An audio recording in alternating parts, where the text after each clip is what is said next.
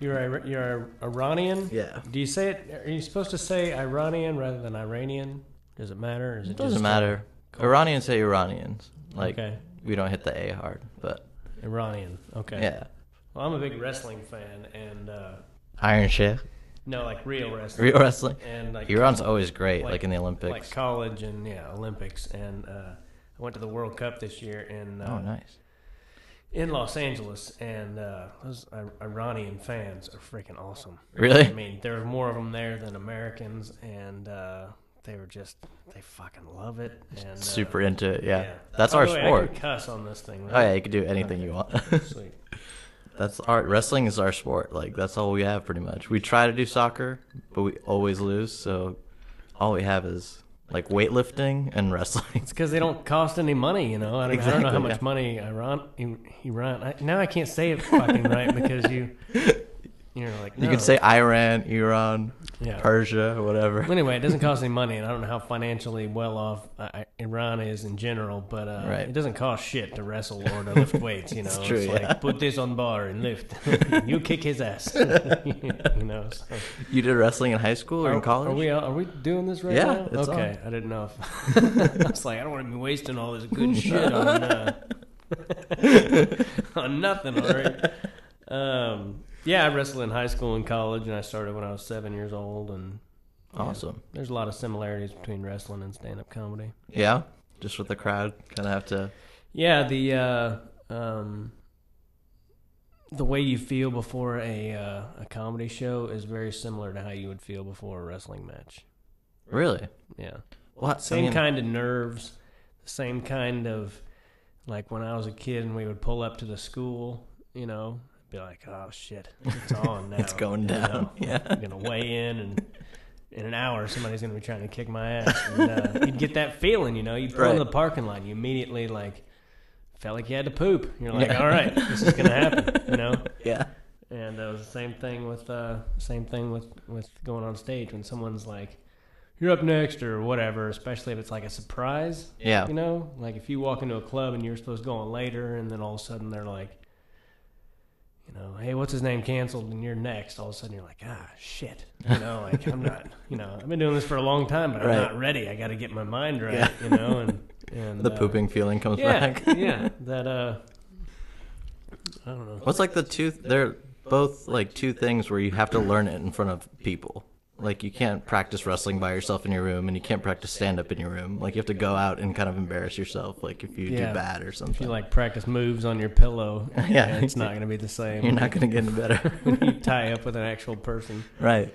And it's the same way. People always want to ask me, how do I get into stand-up? And I'm like, what do I do? And I'm like, I always recommend this certain book, and I tell them to get on stage and do it as often and in as many different locations as possible, and they never want to hear that, They're always like, oh, well, what else do I do? It's like, well, that's it, dummy, it sucks, it's hard, you know, I mean, it's fun, but it's also, what's the book that you recommend?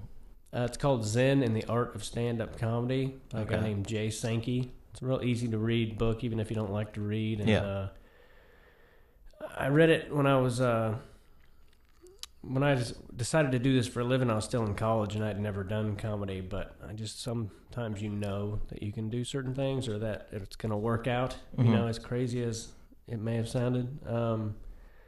So my counselor was like, I really felt bad when you told me what you were going to do, and because I didn't know how to advise you, but I found this book and it turned out to be great. And I spent thousands of dollars on textbooks, and I spent 20 on this freaking book, and that was the one that counted. Yeah, it was way more worth. It was worth a lot more to me than any of that other crap. So. Right. And you started in college, and you've never done it before, but you just knew you had it in you, or? I actually didn't even try it in college. I was in college, and I was going to be a teacher and a wrestling coach because I didn't know what else to do. I figured I would have my summers off and I would coach wrestling. Yeah. And but the closer I got to being in the school of education, which is the final step to becoming a teacher, I was like, I don't want to be a teacher. I went to teacher aiding. And what'd you want to teach? I don't know, as little as possible. like I would have been a total, like, we're watching a film today, and take your paper and pass it back and have the guy behind you grade it because I'm not doing shit, you know. I don't think it's a profession you should go into as half-assed as I would have. Right. And I know how I am. I would have been like, well, this is the, you know, I would have been doing the bare minimum on everything. Yeah. You know, somebody else grading my papers, you know. Anyway, I got off track with what the heck I was saying. What the heck was I saying? About how you were getting into stand-up. Yeah. The closer I got to doing it, I didn't want to be... I was like, I don't want to be a teacher, and I did this teacher aiding thing for a bunch of junior high kids or middle school kids, and they were such assholes. I was like, this is what I'm going to do with my life? Like, I don't think so. Like, I'll freaking eat a bullet, you know? These kids are, or I'll hit one of them, you know, because they're just assholes. And, you know, they were playing this game one day, and I was like, I caught myself like trying to help the slow table like cheat. I was like 1864, and they're like, "What?" I'm like, "God, these kids can't even cheat." Like, Jesus. And I was like, "Well, dude, if you're cheating and you know you're not gonna, you know." But then I started to panic because I was like, "Well, shit, I've got 100 and something credit hours. I don't know what else to do." And then a friend of mine, this girl, invited me over to her house, and we smoked some pot and listened to a Bill Hicks CD. And I walked home that night and changed my major the next day. Wow. That night I was like, that guy was the funniest person I've ever heard in my life. And at that point in my life, I had never heard of him, which to me meant I can do this for a living even if I never get famous, you know? Right. And sometimes I have people ask me, you know, or my high school friends will be like, I've got one in particular who calls me up drunk all the time, and he'll be like, Gaither, I tell my friends all the time, you're going to make it. You're going to make it, man. I'm like, well, I haven't had a day job in 14 years. Maybe I have made it. You know, what makes you the gatekeeper of whether I'm successful or not, or if my life was a total sham, waste of time? Like, are you going to be there when I'm 78 and it didn't work out the way you thought I should have and be like, well, Gaither, I was pulling for you. I know your life didn't amount to shit ultimately, but... you know, like, who the hell do you think you are, dickhead? You know? And he's always calling me up drunk, and I'll be like, Gaither, I want to do what you do. And I'm like, okay, well, go to an open mic night. He's like, no, fuck that. Hook it up. I'm like, that's not how it works, dude. It's not like, you know, freaking Walmart. I can't just tell you to come clock in, you know. Just on a referral system. Yeah, show up and give them the secret passcode, and they'll get you a uniform. You know, it's hard, man. What does he do that he wants to? Where his life is so successful. He's got one of those jobs where you don't know what the hell he does, and even if he explained it to you, you'd be like, okay, you know. You know, I mean, he's got a good life. He's got a nice wife, and. I call those that's cool jobs. Wherever you see somebody, you're like, what do you do? Like, I work down in the financial department working on like some sector. Like, oh, yeah, that's cool. Yeah, like, you know, and I'm sure it's a good job, but you have no idea what the hell they're talking about. Right. And I'm not knocking him. It's just funny that he thinks it's as easy as he does because he's always like, I have ideas, you know. And I'm like, okay, well, go to an open, you know. I tell him, I'm like, well, go to an open mic night and, you know, just try him out. And he's like, fuck that, hook it up. Hook me up, Gaither. What are you scared I'll show you up? Hook it up, pussy. You know, because we're on the same high school wrestling team, so he talks to me like an asshole. And anyway, it's pretty funny. But that's so funny. But I've had a few people do that, like, when are you going to get in a movie? And when are you going to do that? Well, you can't just go and be like, hey, I'm here for the movie. I heard you guys are shooting, so. I mean, my dream would be just to be like if I could just be a club comic and not have to do any sort of day job. Do you do stand-up? I've been doing it for about a year and a half. Awesome. That's why I just started. Yeah. But well, trust me, when you get to that point, you'll have different goals after that. You think that's your goal right now. But, right. No, but to be honest, that's great that you're doing that and that you want to do that. And it's how old are you? 22. So a year and a half. Yeah, that's the best part of it. The first couple of years when you don't know shit, and it's all just like trial by fire, and you just kind of, you know, I kind of miss those days. Once it becomes your job, like it became my job right at the 2-year mark. I was pretty. Oh wow. That's really quick. Pretty fortunate as far as I I didn't have a lot of bills, and I didn't have anybody to take care of, and Yeah. I lived in my parents' basement apartment for the first couple of years that I did stand up. In the first couple of years, I didn't care about making a nickel. I just wanted to get good at it. Right. And one of my pet peeves these days are all these guys who have like a business card, and they've got like a website. Headshots. I've seen a lot of headshots. And they've got merchandise to sell, Right. but they don't have one fucking joke. And I'm like, why don't you take about a year and just do nothing but open mic after open mic after open mic, Right. and then maybe think about getting a card that has your name and email or whatever. But Yeah. man, please. This shit is hard, Don't just come out and be like, hey, here's my card, because it's like, dude. I don't know. I'm not going to be started on that. But anyway, the first 2 years, all I wanted to do was get good at it. And I started. And were you still... I saw on your Facebook you went to Kansas State. My dad went to Kansas State, too. Oh, really? Yeah. I Did you wrestled for start 2 out years, there? and then I graduated from K-State. But, I started in Kansas at Stanford's Comedy Club. Was that in, like, Coffeesville, or...? No, it's in Overland. It was at the time. It was in Westport. Okay. Yeah, in Missouri. Yeah. So Very cool. Midtown. Yeah, it was. Yeah. It was an awesome comedy club to start out at, and How was your first set that you went up and did? it went well. I had about 11 people in the crowd that I knew, my buddies and whatnot. Yeah. And but it went well. I was really ready for it, and I only had to do 3 minutes, and I practiced the hell out of it and all that, and it went well. And then it went well until about the first time I ever actually made money to do stand-up, which I made $8 at the Best of Kansas City on a Tuesday. And I did like 11 minutes, and I don't think I got a laugh until my last joke. And I was ready to quit that night. I remember going and sitting in the crowd and being like, I have a college degree, and I've been funny my whole life. I don't need people staring at me, telling me I'm not. Fuck this bullshit. I don't. I'll just quit. And then a guy named Brian Burgess walked in, who's the funniest guy you've never heard of, and none of us had done well that night. Chris Porter was actually the headliner that night because he's from Kansas City too. He started about a year ahead of me, and he was the headliner. But none of us did enough time. Like Chris had only been doing comedy like a year, maybe a year and a half or two, and I'd been doing it like not even 6 months. Anyway, he had been doing it like 6 months. Right. None of us had been doing it very damn long, and we all went short. And then Burgess came in, and nobody had done very well, and he just destroyed. Wow. And he'd been doing comedy for like 15 years, and that's when I was like, okay, take it easy, pussy.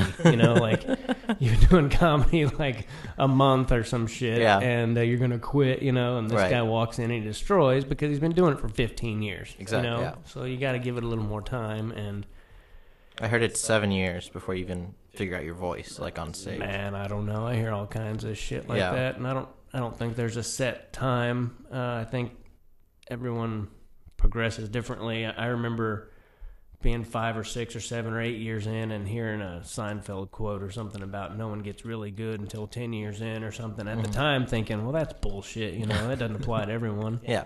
And now I've been doing it 16 years, 14 years for a living, and I'm like, you go through phases and you're like, oh, well, now I get what they were saying. Like, I'm just now starting to, really become me, Right. And the other night, someone paid me a compliment and said I had found my voice or something, and I was like, well, I don't think I have completely, but I think it would be kind of boring if you had it just all figured out. But even Bill Burr, who I consider, and anybody who knows anything about stand-up considers him to be in the top 3 or 5 at the, It's like him and Louis. on anybody's radar, Bill Burr's in the top 5. And if he's not, you're a fucking idiot. I don't want to be in a comedy room. I don't want to talk to you, Like, you're stupid if you don't. And he's my personal favorite. And even he told me, he was like, I still don't feel like I've completely found my voice, Wow. And if that guy hasn't found it completely, then, who the fuck, I found my voice. Shut up. You haven't. And, Exactly. And that's okay, Right. You just keep digging and you keep trying to get better. And you do, but it's addicting, And then when you think you've you know, you're never going to eat it again, then you have some awful show and you're like, well, shit, you know. It's just it brings you down a little. Yeah, and I think every level you get to, everybody has that moment, you know. But you do have a pretty distinguishing voice. Like when I used to work at the Comedy Magic Club, I could not even look at the stage and I knew you were on. Like there's a presence. Like, did you have that voice like pretty early on figured out? Because right now, like a year into stand up, I'm just ripping off kind of my favorite comedians. I'm sorry, what the hell was your question exactly? Sorry. Did you have your voice kind of early on, or did you do like other? Did you like experiment and like? Do you mean my voice as far as like what I sound like or my attitude? Just kind of like, I know people who like they'll try like a music actor. They'll try to do like one-liners, or they'll try to do like big stories and stuff, just to figure out like what kind of stuff they do. Mm-hmm.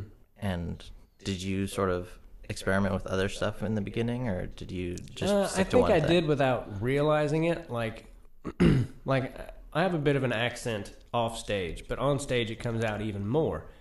And I've had people be like, "Are you faking that?" And I'm like, "No, it's just how I talk on stage is slower and more, you know, I don't know. For some reason, when I'm talking into a microphone, it slows down my voice and I sound more Southern, I guess." And but to answer your question, which I feel like I'm doing horribly right now, I still don't feel like I've found my voice. But in the beginning, God, I'm taking forever to answer this question. No. In the beginning, I found a tape of the first time I ever featured not too long ago at a club, and they paid me $400 for the week or whatever, and I thought it was so awesome and all that. Where you're at right now, where you think it's a, you know, I'll tell you a story in a second. Don't forget, but I still don't feel like I found my voice to answer your question. You might need to edit out this whole chunk. Dude. No. It's crap. I apologize. No. Well, that's good to know as somebody who's starting out, is where it's like you got to keep just doing it, and eventually you'll figure something out, I guess, on stage or just listening to tapes.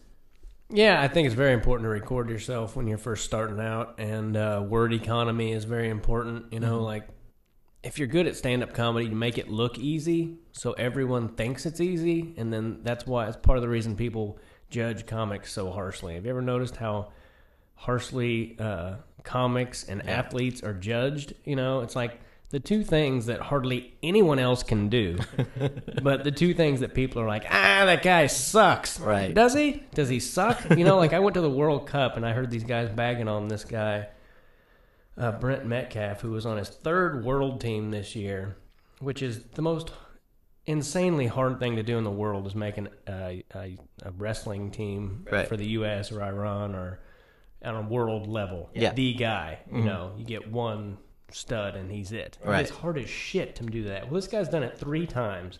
He was like 225-0 in high school. Wow. He was a 2-time NCAA champion, 3-time finalist. And these guys are like, this guy isn't shit. They need to get so-and-so in there, and he'd bring home some hardware and blah, blah, blah. And I wanted to slap this guy. I was like, are you fucking kidding me right now? Like, that'd be like going up to an NBA player and be like, you can't ball, you know? Like, well, I think I can, you know? That's like, my favorite, when you're at a baseball game or something. Like, come on, you're supposed to hit that. It's like, are you serious? The guy just threw that ball at 99 miles an hour. Yeah, like, I mean, and comedy's the same way. People... I think it's because everybody has told a joke once in their life, and everybody has played a sport, so they feel like they can somehow heckle or whatever. But nobody heckles during like a principal's speech or like during a congressman's speech or anything like that, because they've never done anything like that. Yeah, and it's, you know, boring as shit. I know, exactly. What was that story with when you made the $400 for that week? No, I didn't make $400, but I remember the first time I emceed on the road. It was at Sioux Falls Funny Bone at the time. It's not even there anymore. And I made $150. I made $150. Pauly Shore made $30,000. What? To headline that week, 6 shows. My God. And my friend James Johan made $500 for the week. And I remember being like, dude, you made $500 telling jokes? And he looked at me like, because he'd been doing it 10 years at that time, and he's like, yeah, you know, like, fuck you. You know, but at the time I was like, dude, $500? You made it. To tell jokes? Yeah. Yeah, you made it, you know? And then you get to that level, and then now someone offers you $500 for 6 shows, and you're like, go fuck yourself. You know? You know, but at the time, you never think, you know, right. You're going to do that. So. And you were on the road 2 years in, or were you playing clubs 2 years in? I started, Kansas City at the time was a great place to start because you were 4 to 8, you had so much work within a 4 to 8 hour radius, and I, within 2 years, was making a few $100 emceeing and starting to feature certain places and on one-nighters and stuff, and it averaged out to where I was making maybe $300 a week or something, so, and I was working at a restaurant, and that restaurant closed down, and I just decided to see how, you know, it's like, well, I'll just see if I can, you know, do this for a living now. And it's been 14 years, and I've never had a day job. So that was your last regular job before stand-up? Yeah, I started waiting tables after in college while I did my first open mic night or whatever. Yeah. And that guy Brian Burgess, who I saw at an open mic before I even started, I've never laughed that hard in 15 minutes in my life, and he's actually Mitchell Burgess's brother, the guy who did The Sopranos. Oh wow. Yeah.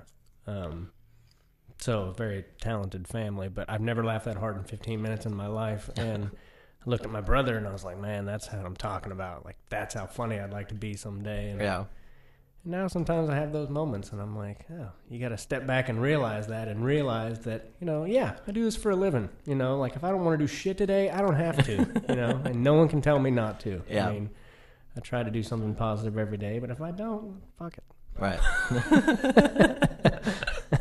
But if not necessarily fuck it, but try to remember that, you know, that, you know, this was my plan, and you're living the dream. Like, yeah, I did nothing but headline weeks this year, and hopefully it'll just keep getting better. And I filmed a special last year, and that was a great special too. Oh, you saw the whole thing live from Vegas? Thanks, man. That was really great. Thanks, buddy.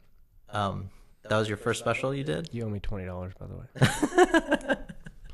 That was my first. It's coming. It's coming. That was my first one, yeah. That's so cool. And I mean, I've never been to the Laugh Factory in Tropicana, but it seems like such a perfect venue to tape a special. Yeah, it was. You know, we were going to do it in Long Beach at the Laugh Factory, which is it's a huge, beautiful room, and I would have loved to do it there and on a lot of levels. But when I did Vegas, it's more of an intimate room, and it's more of a the crowds are kind of a mixture of people throughout the entire country. Yeah. And I thought, well, and you can see it in the special, like the lights on most of the crowd. And it's just like completely I diverse. wish there would have been a little more diversity. Like, I wish we would have more black folks in there, because I really love black audiences. And I do really well with black audiences, which people are always surprised by. They're like, you know, and I'm like, yeah, it's fine, you know. I think outside of the box a little. I know I'm white and I have an accent, you know, and we're all fucking slave owners and shit. But, yeah, it's funny that people don't think I can pull. They're like, you really with a black audience? I'm like, yes, dummy. Fine. I'm rambling like a motherfucker today. All right. What was I saying? No, about how you wish the audience was more diverse. Yeah, I wish there would have been a few more black folks, especially in there. But I had a lot of fun, and it's people from all over the country, which is who I've been playing to for the last 14 years. Yeah. You know? So that's part of the reason I wanted to do that, and you know, I'm proud of it. I would like to.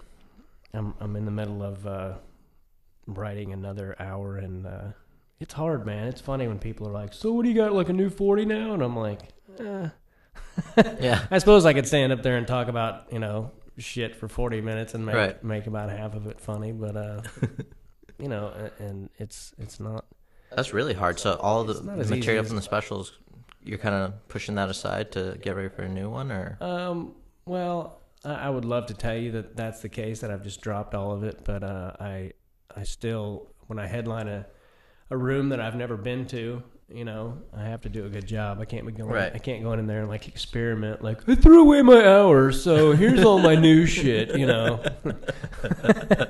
Thanks for the nice paycheck and the stage time to do my open mic when you're, you know, trying to make a living here, you fuckers. You know.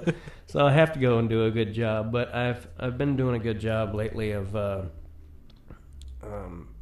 making sure to slip in new stuff. And what sucks about old stuff is that a lot of times you can just keep building on it, you know. And I mean, I guess if the special gets super successful and everyone sees it, then, you know, I'll definitely have to write a new hour. And that's the always the goal, is to continue to write. And you don't think you've written much, and then people come to your shows and they're like, I hadn't heard, you know, a lot of that. And then you go and look at old stuff and you're like, oh, well, I guess I have a lot more new stuff than I realized, because you throw away like a certain chunk and then you add something else on there. And when you're first starting out like you are now, the first 30 minutes, I think for a lot of people is the hardest to get, like a real quality 30, because you'll get 10 and then you'll write a new 2 and you're like, well, now I got to throw away that other 3 because it's a piece of shit.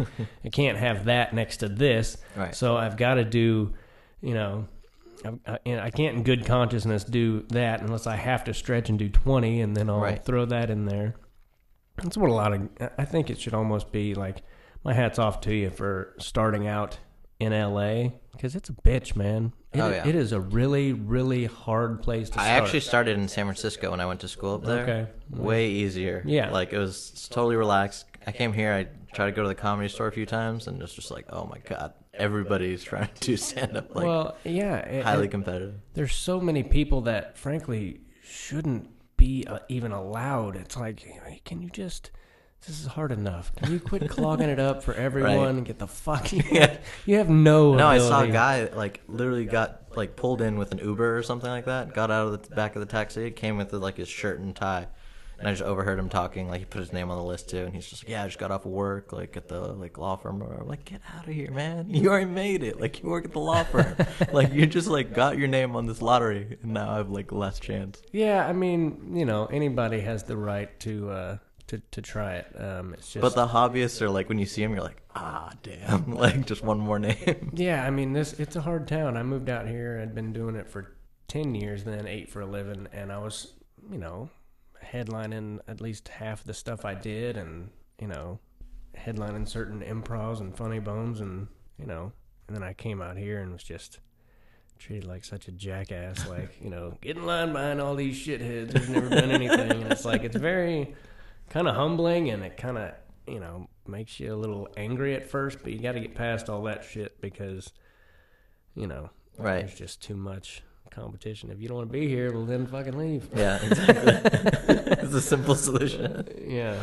Well, you said you when you're working on new material, you do like a chunk. I was wondering, how does a comic like you, who's already playing clubs, try out new material? Do you go back to open mics, or do you just kind of sneak it into your normal act? Or well, it's actually easier to for me anyway to when I headline a room, you know, because you're doing 45 to an hour, so if you have a couple of minutes here and there that don't go the way you wanted them to, well, you can get yourself out of that jam, or, you know, make fun of the fact that it wasn't as funny as you thought it would be, or whatever. You know, experience gets you out of a lot of places like that. But, you know, when I was starting out especially, and I still do this sometimes, I'll make a set list, and then I'll put like a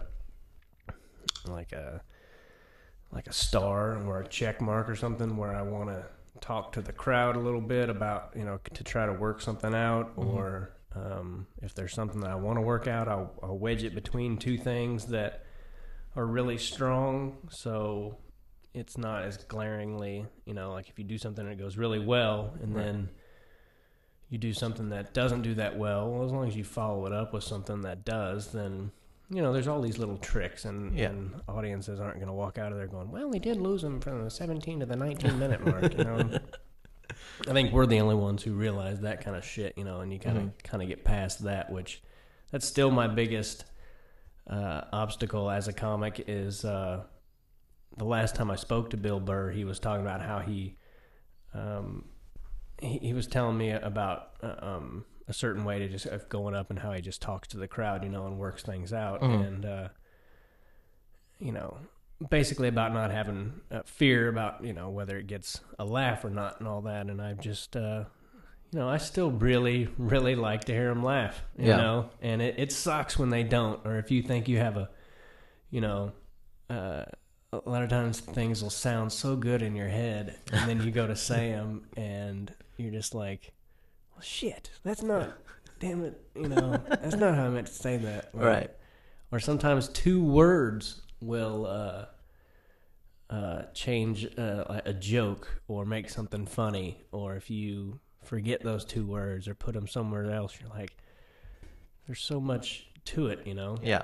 There's so much to stand-up comedy that people just don't know. People have no idea. They think There's a rhythm to jokes, and if you mess up or forget a word, like, that could throw you completely off. it's like a song. You Yeah. know? Sometimes and especially with my particular style, sometimes a waiter could drop a tray, or someone could clear their throat at the wrong time, or sneeze, or and it can fuck up a joke. Yeah. Like, and sometimes no one knows it but you. Mm-hmm. But you hear that.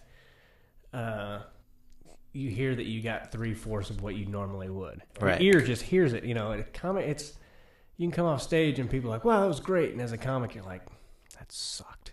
You have no idea how bad that was. Yeah. Like, I was off, and they're like, "No, you were great." Right. And then you watch the tape, and you're like, "That doesn't look near as bad as it seemed in my head." I don't know. This is like the worst fucking podcast you ever had. This is perfect. This is the best podcast I've ever had. Liar. You're gonna have to edit that out so you don't piss No, anyone not else at off. all. But to go back to the special, Russell Peters introduced you on stage. Yeah, And it was nice that's of him. awesome. You guys are buddies? Yeah, he made it. We met at the Comedy Store a couple years ago, and opened for him in Boston at the Wilbur Theater. Oh, cool. And we were just talking one night, and I was like, "Would you mind coming out and just introducing me?" And he was nice enough to do that, and did a set up front, and we edited it down to about 3 minutes. But he did like 10 or 15, and he's just out there crushing, and I'm like, all right, take it down a notch, like, I get His it. pie gow jokes were like, I get it. You're a bad motherfucker. We know you made $500 billion last year, touring the world, selling out arenas. yeah. Thanks for coming out, but can you not kill it so fucking hard in front of me before I do this? But no, it was great of him to come out, and shit. That guy makes a lot of money every day, whether he's doing something or not. So for him to take the time to do that was super nice of him. Yeah, that was really cool to see him. And to just add, like, just from watching the special, people at home can see you, but even when, like, I see you live, like, when you come out, you have such, like, a calm, like, demeanor on stage. But I always am impressed by people who just control the room, like, instantly when they come out. And I always feel that with you. Like, when you come out, you're so calm, but still the whole room is, like, paying attention. I think they're paying attention because they're afraid I'm, like, going to stroke out or not say anything. They're like, why is this guy not saying shit? But it's badass. Like, as a kid who sucks at, like, open mics, to see, like, that kind of, control is amazing. And where I'm going with this was just, like, you have a really quick wit, too. And, like, those guys who are, like, speaking out in the clubs, and you just, like, get them real quick, or any sort of heckler or anything. Yeah, well, I learned pretty quickly that I remember first starting out and, being amazed by people who were good with hecklers, like that guy Brian Burgess, and he just shut them down so quickly. And I remember first starting out, and someone would say something or heckle or shout something, and I remember getting all nervous, like, holy shit, everyone's looking at me, and I have to say something clever back to them, and it was really nerve-wracking. And then I realized, like, people who shout shit out, like hecklers and whatnot, they're generally not very smart. So if you give them just a little bit of room, they will hang themselves. Like, and I make them repeat themselves. Yeah. And a lot of times they won't even say it back. Right. Or that a lot of times that gives me just enough time to formulate whatever, and it's really like. And especially as long as I've been doing it, it's almost like a boxer fighting like a special needs kid. That sounds really awful. That sounded bad. I should have put that image in people's head of some really game Descriptive analogy. special needs kid just slugging away, and I'm like, well, I told you, boy, I'm a professional now. You got that down, so you need to just. All right, take it easy. Just let him do what he's gonna do. But anyway, what was your worst like heckler experience? Like the weirdest shout out or I don't know. I had a lady throw a purse at me one night, and where was that? It was in Kentucky somewhere.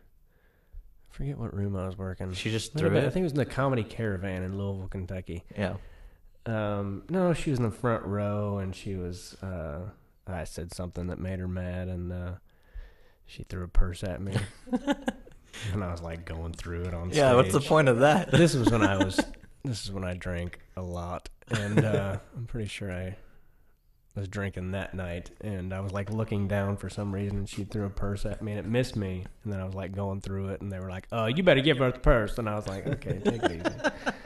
I almost got in a fight, but yeah, it's pretty funny. I love how that's her like first instinct to just throw all her money and possessions at the person. She was like asleep, and she like picked her head off the table, and she was like, "I ain't no racist," and I'm like, "Okay."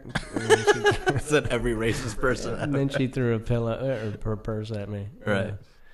But it was just completely out of context. Like there was no reason for her to say, "I'm not a racist." Yeah. She just like woke up, and that's what came to her mind. What was like your best like zing or? Well, my best zing. You're funny. What are you, 90? What was your best zinger you ever did in your whole career? What was it? What was your best zinger? Give it a 9.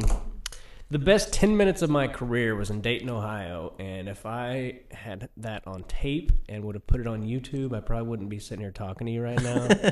I'd probably be on a tour bus somewhere. What happened? I was doing the Dayton Funny Bone, and I was featuring for Bruce, and so it's sold out, all black audience. I'm killing all week, having a great week. It's Sunday, it's sold out again. I'm having another great show. Just one of those really fun weeks to be a comic. You know, I'm doing like 25, it's a hot ass crowd. So Sunday night, it's packed. There's a empty table up front. And there's a half-eaten steak, and it's just a little two-seat table, two-top table with a half-eaten steak, and nobody's sitting there. And my whole show, I'm thinking in my head, why is this half-eaten steak just sitting there at this empty table? It's packed. But I'm doing my show, and then I've got about 5 minutes left, and in walks the gayest guy God ever made. This guy is wearing a half shirt. It says "Sister for Rent" on his shirt. It's a half shirt, showing his entire stomach. He's got these little jean shorts on. And, in Dayton? In Dayton. And I had seen him earlier, and I was just like, wow, like, that guy is, leaving no doubt about, how he feels about things. Good for him, whatever. And so then he comes walking into the room, and he's got this big black woman behind him. And he sits down, and all of a sudden I go from killing to nothing, because everyone sees him come in, and he sits down, and she sits down, and I go, you just fucked up my joke, right? And he was like, what'd I do? And I go, well, everyone in here saw you sashay in here, and they knew if I was any kind of comic, I had to say something, And then the lady that he was with goes, you leave her alone. And I was like, her? I just saw her in the men's room. And it starts this like 10-minute thing, 5 or 10 minute thing between her and I, where I am just smashing her. Like, which her? The lady. Okay. The big black woman he's with. She is getting pissed off. Like, I'll come up there and kick your ass, motherfucker. and I was like, girl, by the time you get up here, I'll be in the office cashing my check. And it's just 10 minutes of shit like that, like her lobbing it and me just knocking it out of the park. But the audience, all black crowd is just going crazy, smashing the tables, oh, you a crazy motherfucker, you a crazy white boy,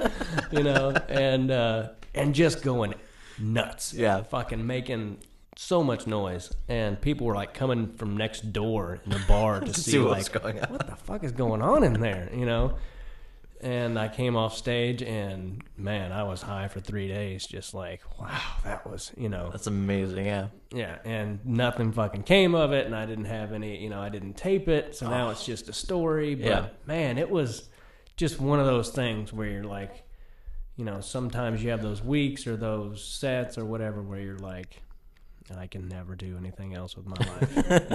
I peaked too. Yeah, like there. Well, I just mean like I could never have a normal, job. Like every now and again, I'm like, fuck this, I'm just gonna quit and blah blah blah. And then I'm like, really, are you? What are you gonna do?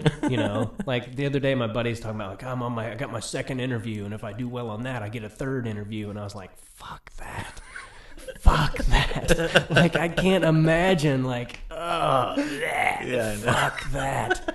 Like, just sitting down and being like, So, if you had an apple and an orange, what would you eat because it's Tuesday and fuck you. And there's a right answer. Yeah. I can't remember one of the questions I asked him that he told me. God, what was it? That shit about, like, name 5 things that you wish were better about you. And he's like, my friend's like, I'm too much of a good listener or some, some... Just lie. Yeah, some horse shit, like, sometimes I care too much. Like, do you? That's like a boyfriend-girlfriend. Like, sometimes I care too much. Go fuck yourself. Oh, that's great. And, like, yeah, you can't, when you have, like, a show like that, you can't really ask for that to happen. Like, it's just complete random luck that those two people came in that night. Yeah, and ever since then I've tried to record my shows, and that's another thing. Sometimes you're like, if sometimes you record a show and it sucks, or then it's hard to get a good tape, man. Like, I remember being at the Atlanta Punchline, and I was featuring for John Reap right after he won Last Comic Standing. So it was just hot as shit crowds every night. And every night something happened with the camera. Every fucking night. And on Sunday, I had probably the best show of the week. And I was so excited to see that tape. And I walked upstairs and someone had bumped the camera and I had filmed the wall for like the last 15 minutes. And stuff like that has happened. I mean, I have 100 stories like that. Yeah. And so sometimes you're like, should I tape this? And you're like, no, I want to guarantee I have a good show, so I'm not going to tape it. Just not worry about it. Yeah. Yeah. So. And you've also done a USO tour, and you went to Korea? Yeah, I did go to Korea. Like a couple years ago? Or? Yeah, it was way too quick of a trip. I literally, I was in Kansas City, and had to go all the way to L.A., and then fly to Korea, and then get on a bus for 4 hours, and I was literally there for 2 days. And so I would like to do more of that kind of stuff. But was it like a really cool experience getting to perform for the troops? Yeah, and sometimes the depending on where you work and all that, like a lot of times they'll have a lot of rules, and like you can't talk about this, and we don't want to talk about this and that, and you're like, well, shit, you know, like. You just cut away a lot of the shit I want to talk about. Half my act. I did one, and the guy before me went up and did everything we weren't supposed to do, and I was like, well, and then they're like, now please welcome this butthole who's going to come out and do a bunch of shit we told him, a bunch of sanctioned stuff, and I come out and it wasn't all that fun, and I was like, well, it's because I stuck to the rules, this fucking butthole, Butthole is a good. Is a good word, by the way. Any like third grade cuss word for like the real thing is like classic across the board. Fucking butthole, that guy is. Butt munch, butthole. It's all good. I loved on your YouTube channel. You had some videos. You did like some pranks and stuff. Yeah, I'm gonna put a lot more effort into promoting those. Yeah, and I love stuff like that. And doing more, because I've got one on there that. I had one on Walmart, and for some reason I broke some YouTube law and they took it down, but it had over 100,000 views, and I've got one that's got a... Was that with the Donald Trump book?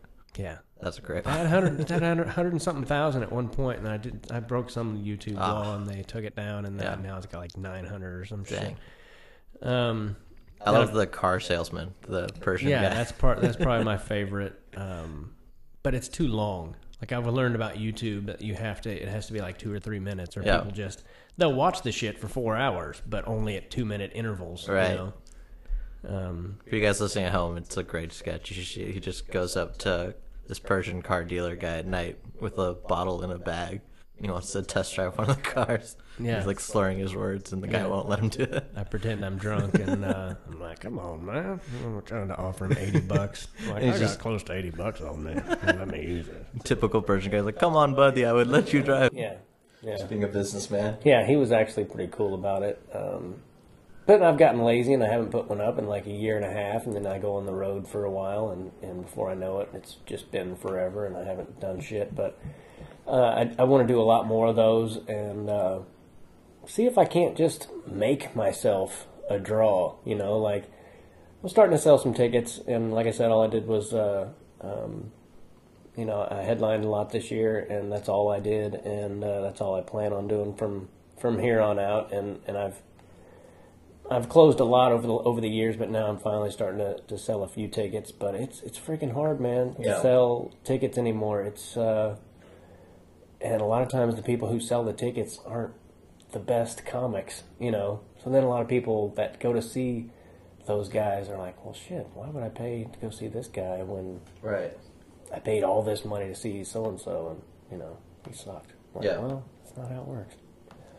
A lot of times the funniest guys are people you've never heard of, like if there's a reputable comedy club in your town, then you should go check out the headliner no matter what their name is. Because chances are they're really damn good.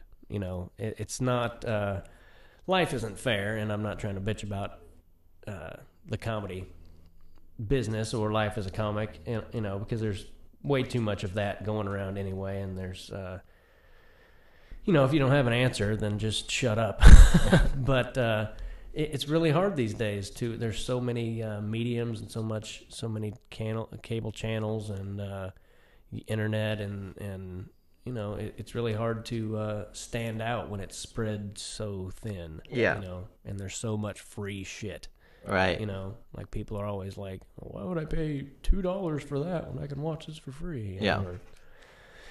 But it is strange. Like, I'm a comedy nerd, so like I know all of them. But like when I talk to my friends, even like Bill Burr is like an indie comedian. He's like huge to me. Like he's the best guy there is out there. Yeah. And like, oh yeah, I think I've heard some of his stuff. Like, what do you mean you think? Like he's if he would have been doing what he's doing now in the 80s or the 90s, I mean, he would be household. There would be, no one who didn't know who he was. And why do you think that is? Is it because people...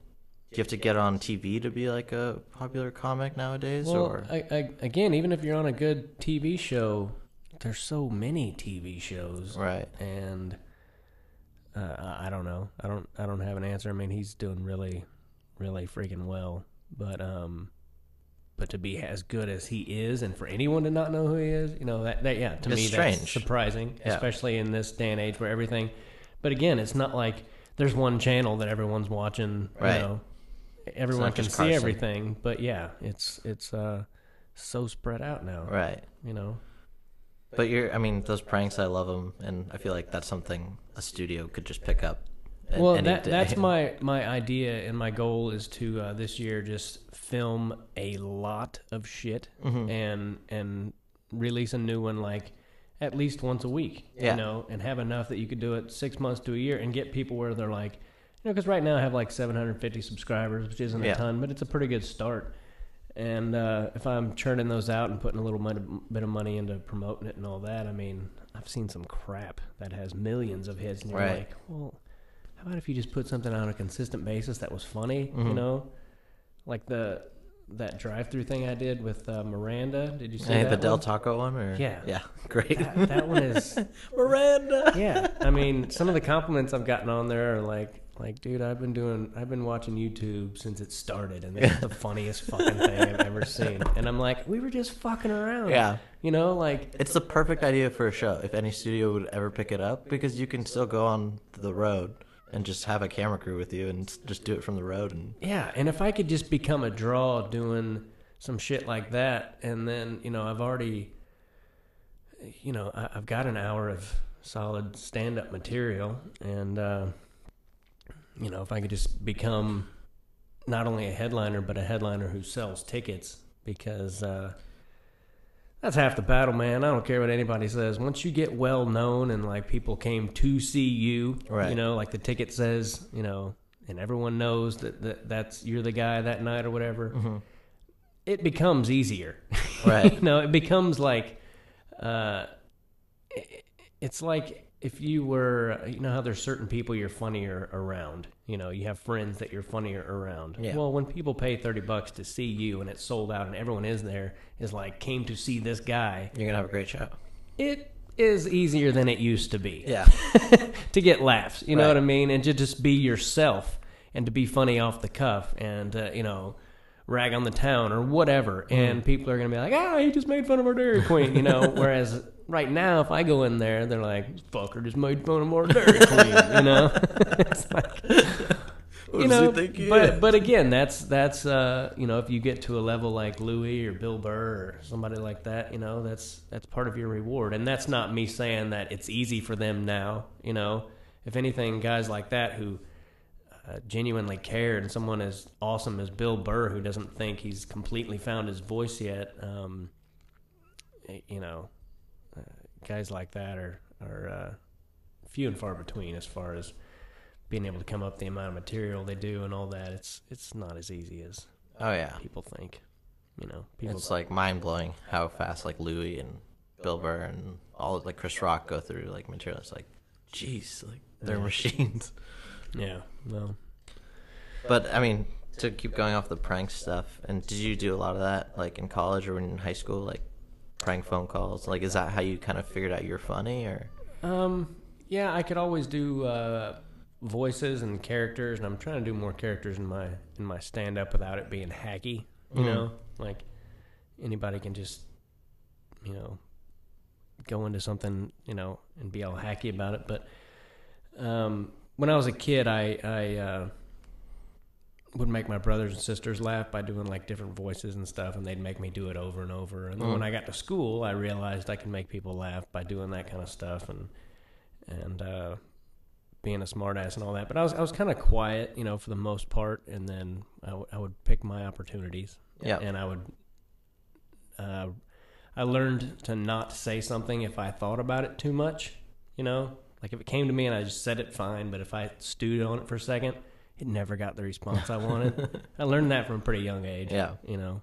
And even now, I'm in my 30s and it still holds true for the most part. Even on stage, if I think about something too long before I say it, it never comes out the way it, right. You know? Yeah. It's bullshit at that point. It's like, oh, I just thought of a funny bit. Here's something funny. Fuck you. It never comes out the way you want it to. Yeah. You know. Do you write like consistently every day, or do you write on stage most of the time? Or? I find it usually is funnier when I write it on stage. Yeah.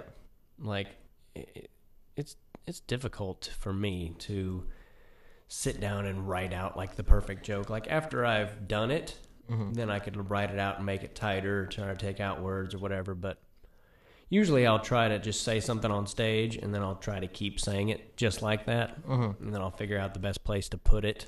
And then sometimes you'll do a joke for like a couple of years, and you're like, and then you finally find the right place to put it, or you take out 2 words or add 2 words or whatever, and all of a sudden the joke that was just kind of, you knew it was funny, but there was something wrong with it. Some nights you'll just fix it on stage, and you're like, oh, well, fuck, that was always right there, dummy, you know? Huh, well, now I got a good joke, you know? Cool. So no, I don't. I try to sit down and be disciplined about it and all that, but it's not easy for me to do. Yeah.